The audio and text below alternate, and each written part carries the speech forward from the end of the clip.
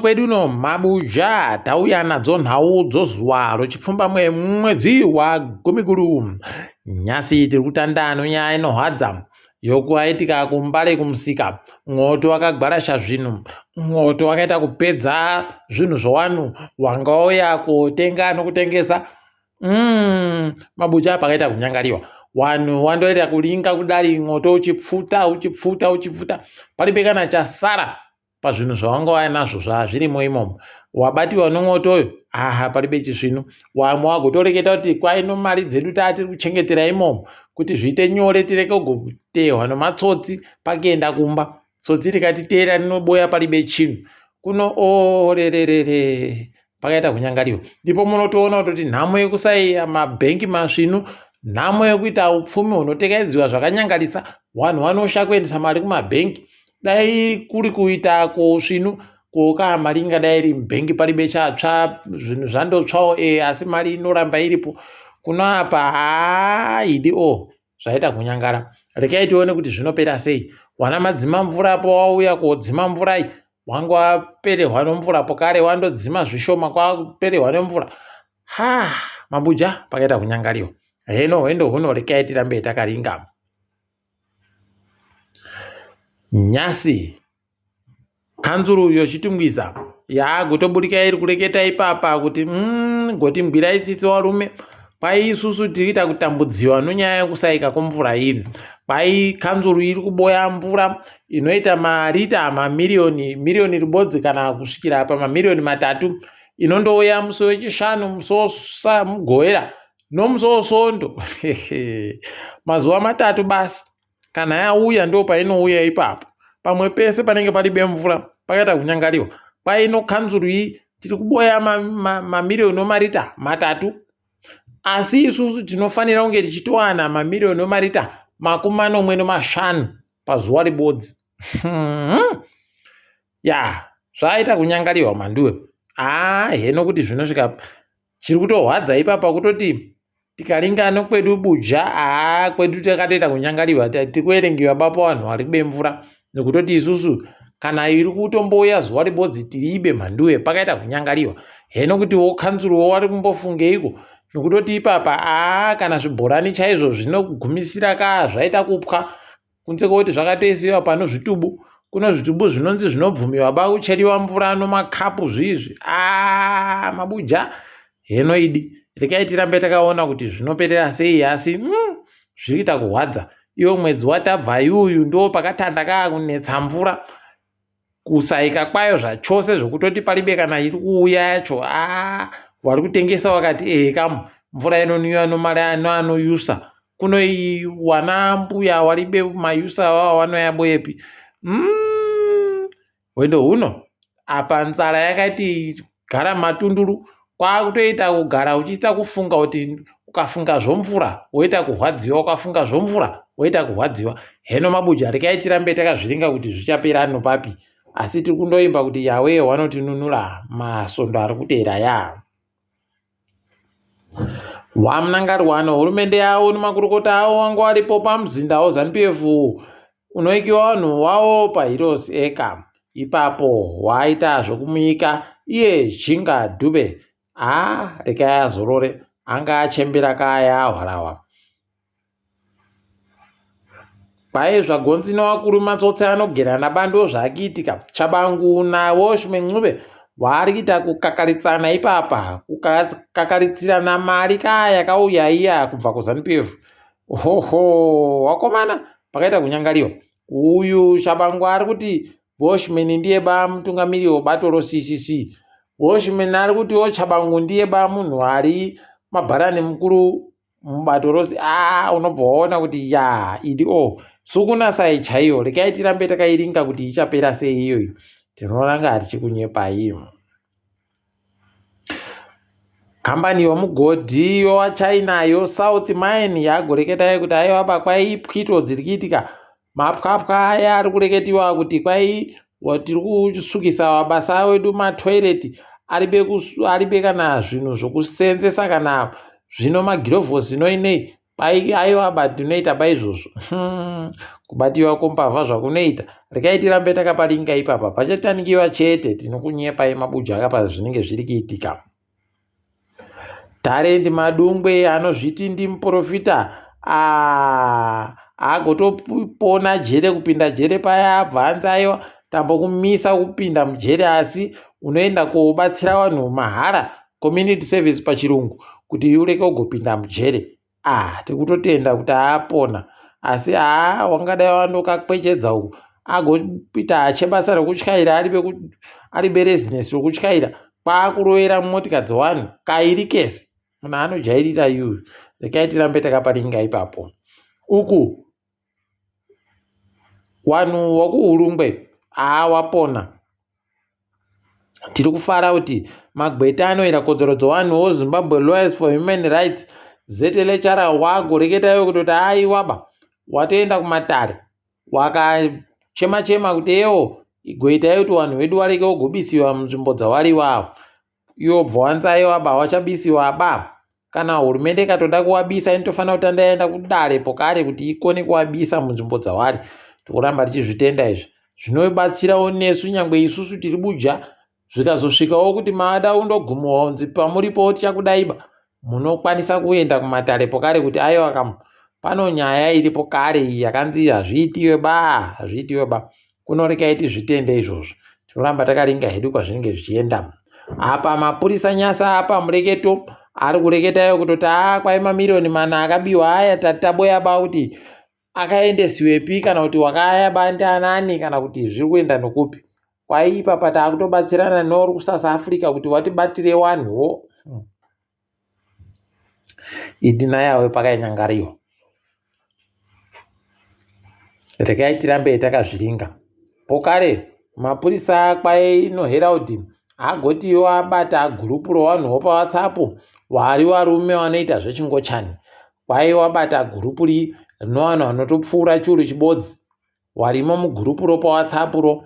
Regai tione kuti zvinenge zvipera sei, kana kuti zvinenge zvichienda nokupi. Iyi nyaya yakaita kunyangariwa iyi. Tinoramba takairinga hedu kwainenge ichienda kuti iri kutekaira nokupi. Vamwe vanhu vakutanda kuhwadziwa izvezvi noStarring. Kwaidande mutandiro Starring muHarare raita kuzvimbiwa Mhanduwe. Vanhu wawanditsa kudarika zvarinokwanisa kutora. Kureketa kuno, kana uri muHarare uchida kutenga Starring, aiwa kutomira Mhanduwe, kutomira chaiko kuti tsvi paribe kana chokutenga ipapo. Unondonzi hwiba Mhanduwe, imbomirai. Wari kutotenga Starring wachiita tusvinu ndisu wari buja, wari kunana Bulawayo, Mutare, kwese kumwe kwese uku. Muharare Mhanduwe muri kuita kupisa zvaramba. Kwai izvezvi ichabvuma ba kana kuti utenge uri muHarare. Rekai tione. Apa makambani omafoni anga ambomhanya kushaya, kuchidekara manje kudipfama chaiko kuita kuhwadzisa wakuita zvesvoto kuti maimbofunga kuti makangwara kuno tichitiratidzai kungwara kuya kuti kuri kupi. Wakomana. Rekai tione kuti zvinotengera nokupi. Asi kuziva kwangu mudiro uri kuita mari Elon Musk yuyu achaivhura basi kuti zviite zvakanaka, ikone kusenza muHarare vanhu vakawanda. Kwai nomwana wamunangarwa David, kwai isusu tikuramba tiripo, nomaziga ari kuramba aripo, pokare nomahusa ari kuramba aripo. Anga abvunziwa mudare paramende kuti kohokonai rusiri kundoita zvokundoti tisenzese madhora okuAmerica kabodzi. Kuno nomadira anoita kupirinda mari iyo aya, zvingabuda izvozvo. Paribe chakadando. Watoramba. Rekai tirambe takazviringa. Iyo reti iri kuita zvayo kukaramatana, iri kuenda chaiko. Kwai ipapa rakutori kuma40 chaiko. Padhora ribodzi. Mhanduwe. Kwatabva ndokwatiri kubenuka. Rekai tione kuti zvinosvika papi izvozvi. Mwedzi watabva goridhe ragoendesiwa ku Fidelity ranga riri kuita churu chibodzi nopfumbamwe yemakirogiramu yakaendesiwa wanocherawo makambani makuru. Makorokoza noadukuduku awa wakaendesa zviuru 2,405 2,405 kgs pachirungu. Tikuwaroera manja. Ipapa kwai mwedzi mitatu yopakati yokuda kupera kwegore third quarter pachirungu kwakaendesiwa goridhe riri kusvika matani 10 300 anopfumbamwe 10,309 kgs pachirungu ogoridhe. Aiwa, tikurowa manja. Wakomana vari kuchera pasi kwete mbichana, vari kuita kuchera kusvinu chaiko. Tikatirambe takazviringa kuti zvinosvika papi izvozvi. Tinenge takandoringa tichikunyepai. Kambani yoNet 1 kureketa kuno yaparurawo kamu kuti kwaita no 5G. Tikaitione kuti zvinosvika papi. Tikuramba tichiringira kuti zvigobatsira vanhu kureketa zviri nani, uye kuti kumhanya kwayo dandemutande kuite chaiko kusvino. Homa Warriors vari kufara kuti Marvelous naKamba abenhuka. Rekaitione kuti acharitamba chere irori, nokutoti kukwara kwaanga akaita kwakuri kusvino. Takamboonyepa kuti mukananzva uchi hwakaisiwa chefu, chefu yesikafu, sikafu iyi munoita kukwana nayo, munogara makakwara paribe anoritamba zvisvino. Tikaitione kuti acharitamba chere ipapa. Toramba takaringa. Mangwana ndipo vari kutanda kutamba noNamibia. Toringa dzirikitika pasi rese. MuSouth Africa kwaivaberekiwo nzvimbo yoSoweto kunzvimbo kunonzi kuNaledi. Kwaipapa watotanda kuenda kobira wanovatengesera chokudya vachiti makatengesera wapwere wedu zvokudya zvakawauraya. Kuno ipapa watanda kuenda kobira vanhu vabodziwawo zvokudya. Wari kutsvaka kufaidi. Rekaitione kuti zvinoperera papi, asi paribe chizvino apa. Tinenge takaringa. Kanzuro yoTswane yaana meya mutsva wechidzimai anonzi Dhokota Nasipi Moya. Tikuti aiwa ewokamu ndozvizvino. Rekaitione kuti zvinosvika papi makorokoto. WoMozambique nyasi wanga waripo wachivhota kuvhota. Vanhu vanosvika mamiliyoni 10 vakanyoresiwa kuvhota. Vanosvika zviuru zvitatu zvomazana 300,000 wanzi wari kunze kwenyika. Wapane wese iwawa 150 anozviuru 150,000 kwai warimo muSouth Africa basi. Aidiona yawe rekaitione kuti vanosvika papi izvozvi. Asi so mamwe maitiwa anoita sarudzo kwai kuno dzimwe nzvimbo dzanetseka kuboya zvokuvhotesa nokudidi, zvinhu zvazviri kundonetsanetsa. Rekaitione kuti zvinosvika papi zviramba zvakadande. Kana pabuditsiwa kuti mbana hwina tinokunyepai. Hurumende yeTanzania iri kuita kufara kureketa kuno waburitsa kuti kwaita pedza zambuko rakanzi Magufuli Bridge riri pamusoro poiyo dhamu rawo Lake Victoria. Wakaburitsa mari inoita $300 mamiliyoni 300 million US pachirungu. Wari kuita zvino. Ipapo pokare nyasi kwai kuno kandege kawakabatanidza imomo muTanzania maomo kanonzi Sky Leader 600 kaenda kwabhururuka zvizvino. Iko kundege kudukuduku kuya uku. Aiwa zvaita zvizvino. Tikuwatenda, tikuwarira manja. Wari kukona wabi edu. KuKenya ipapa mutedzero womutungamiri wenyika bhutsu hwauya bani hwabhutsu svinu nevanhu vomudare reparamende abuditsiwa paye. Rekaitione kuti zvichasvika papi nokuperera papi. KuAmerica kwaizvezvi kuri kurowa hurricane iri kuvhiringidza chaiko. Wari kutoringira kuti zuva ramangwana inosvika mvura inenge ichikukuhwa nomvura inomhepo iyi.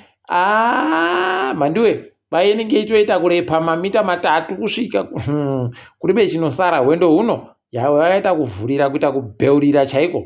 Rekaitione kuti zvinosvika papi. Uku kuBritain kuri kuita kuhwadza Mhanduwe. Kwai izvezvi vanhu vakapfa gore rapfuura.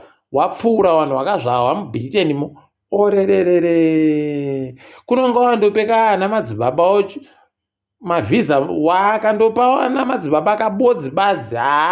Kunodoka kwanaka uku, kunodoka kwanaka. Rekaiti zvione kuti zvinoperera papi. Asi hwendo huno zvanyasi tagumira pano mabuja. Ndini wenyu Mhanduwe Wenhau.